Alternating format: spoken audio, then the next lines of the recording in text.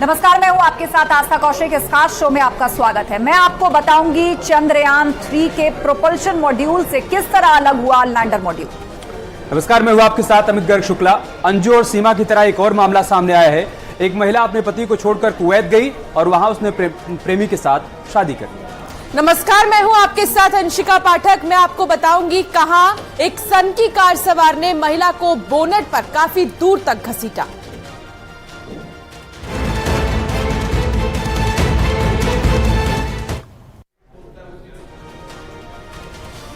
भारत का चंद्रयान 3 चांद के बेहद करीब पहुंच चुका है और इसका प्रोपल्शन मॉड्यूल लैंडर मॉड्यूल से अलग हो गया है। अब लैंडर विक्रम को 23 अगस्त को चांद पर सॉफ्टली लैंड कराया जाएगा।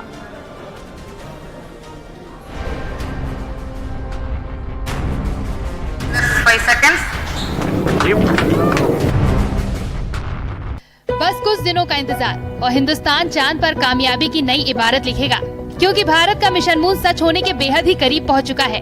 अगर सब कुछ इसरो की प्लानिंग के तहत हुआ तो 23 अगस्त को हिंदुस्तान चांद पर परचम लहराएगा।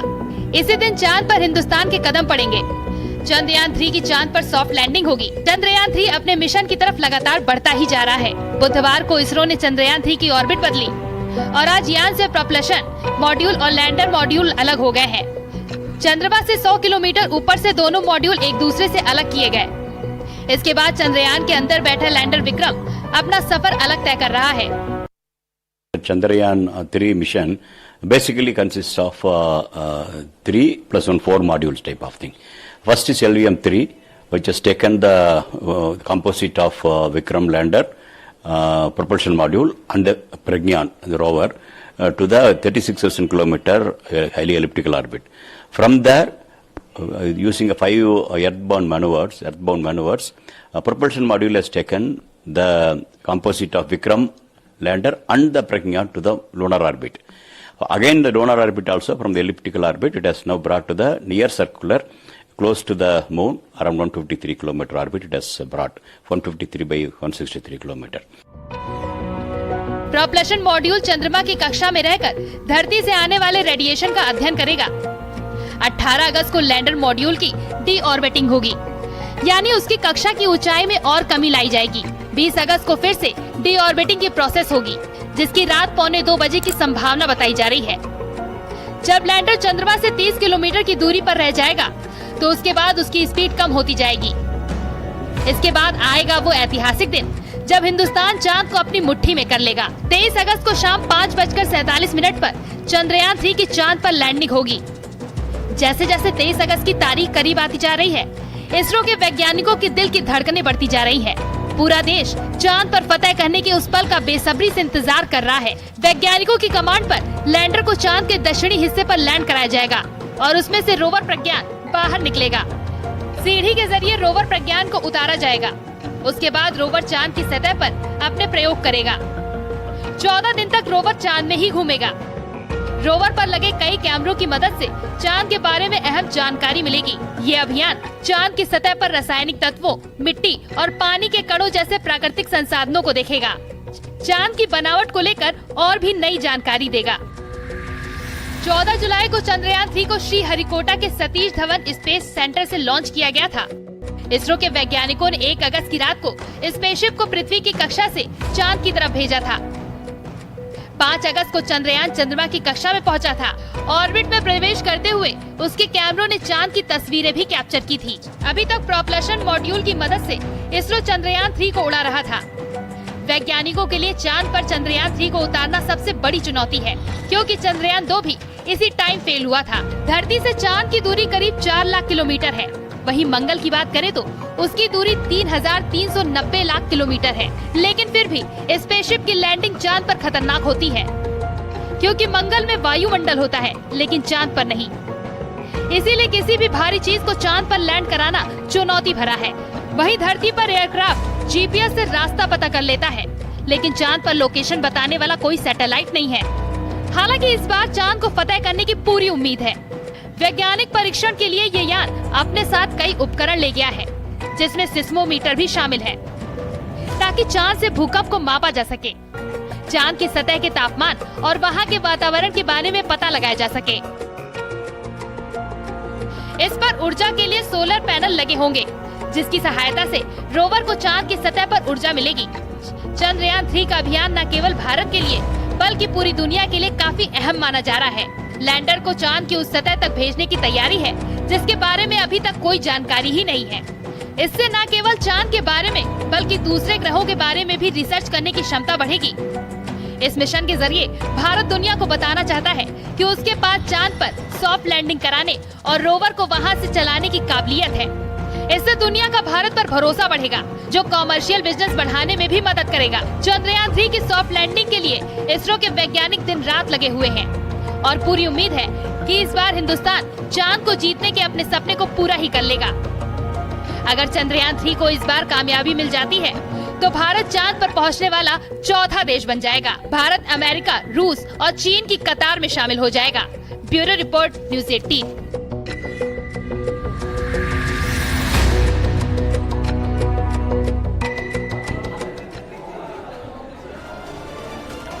अंजू और सीमा के बाद एक और लव स्टोरी सुर्खियों में। ये लव स्टोरी है दीपिका की। दीपिका अपने पति को छोड़कर कुवैत गई और वहां अपने प्रेमी इमरान के साथ निकाह कर लिया।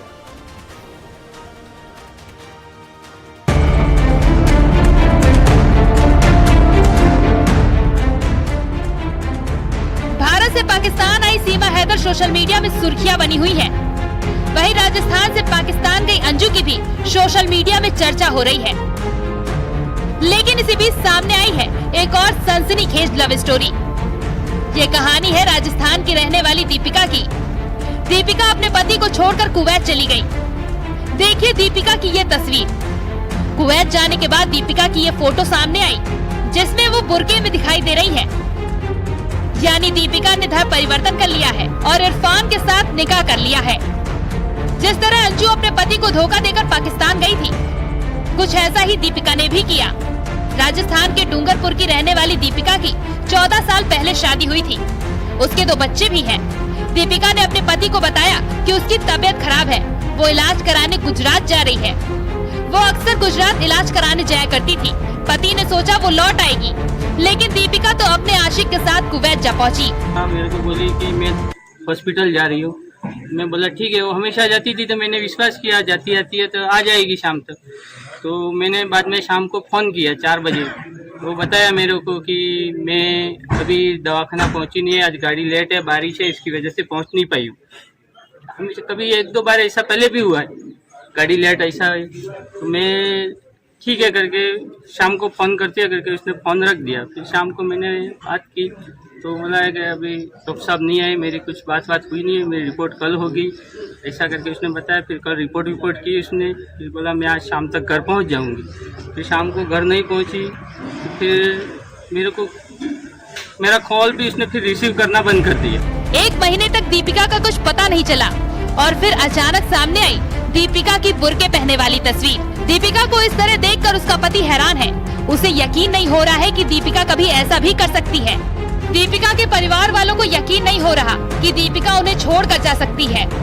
दूसरे दिन सुबह मेरे को कॉल आया, उसका सामने व्हाट्सएप कॉल आया। लोकल कॉल लगा नहीं, व्हाट्सएप कॉल से उसने कॉल किया मेरे को।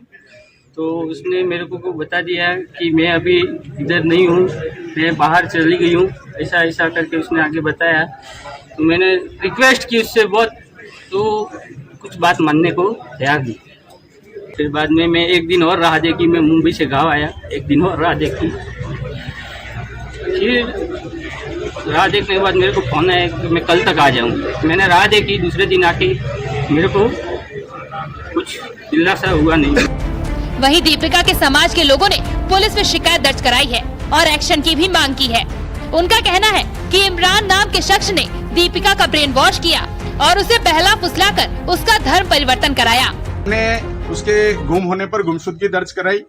पता चला कि उसको एक मुस्लिम समाज के युवा के द्वारा उसका ब्रेन वॉश किया गया, उसका फर्जी तथ्यों के आधार पर पासपोर्ट बनाया गया और उसको विदेश ले जाया गया और वहां जाकर के उसका धर्म परिवर्तन कराया है।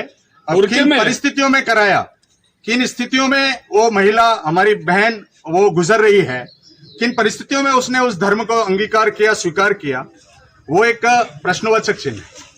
क्योंकि उसका फोटो वहां शादी का बुर्का पहन करके मुस्लिम समाज के जिस तरह का चरित्र है कि गणवेश है, उसमें उसका फोटो वायरल हो रहा है, जिससे पूरा समाज, पाटीदार समाज ही नहीं वरन हिंदू समाज आहत है। पुलिस अब मामले की जांच कर रही है और ये पता लगा रही है कि दीपिका आखिर कुवैत कैसे गई, उसके पास सही पेपर्स थे या नहीं, और इमरान कौन है।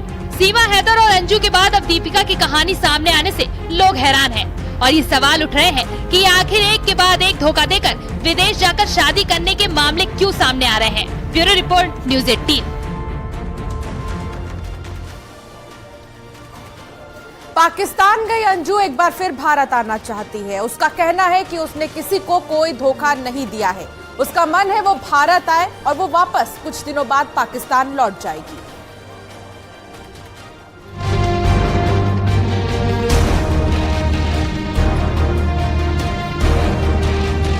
पाकिस्तान का ये अंजू रोज रोज नए बयान दे रही है। अब अंजू कह रही है कि भारत उसकी माँ के समान है। वो अपने बच्चों को दुखी नहीं देखना चाहती। वो अपने बच्चों से मिलने भारत जरूर आएगी। अंजू ने अपील की है कि उसे दगाबाज ना कहा जाए। उसने किसी को धोखा नहीं दिया है, ना ही उसने अपने देश के साथ कोई गद्दारी की है। अंजू कहती है कि वो नसरुल्लाह के साथ ही भारत आएंगी और उन्हीं के साथ वापस लौट जाएंगी। यानी अब अंजू ने पाकिस्तान में रहने का मन बना लिया है, लेकिन वो भारत आना चाहती है।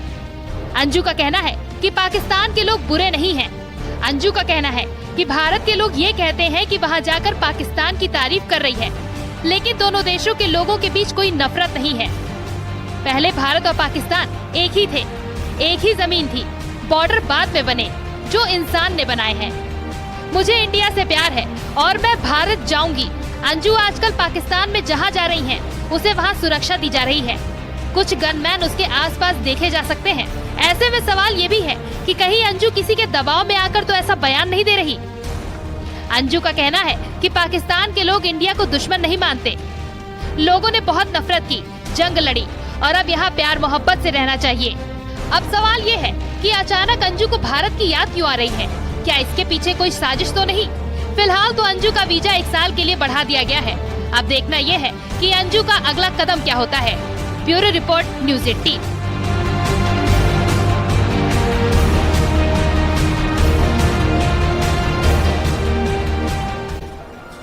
और अब खबरों में आगे बढ़ते हैं। मशहूर अभिनेत्री प्रियंका चोपड़ा के पति निक जॉनस स्टेज पर परफॉर्म करते हुए अचानक लड़खड़ा कर गिरे। उनका पैर फिसला और उसके बाद वापस संभल कर वो परफॉर्म करने लगे। न्यूयॉर्क में वो स्टेज पर परफॉर्म कर रहे थे और अचानक ये ऊप्स मूवमेंट उनके लिए वहां पर क्रिएट हो गया, जहां पर पैर फिसला, निक जॉनस गिरे, लेकिन मुस्कुराते हुए वापस उठे और परफॉर्मेंस शुरू कर दी।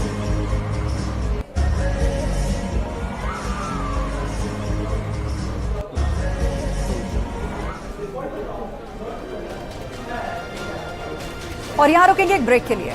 जल्द लौटेंगे कुछ और खबरों के साथ। आप देखते रहिए न्यूज़ 18।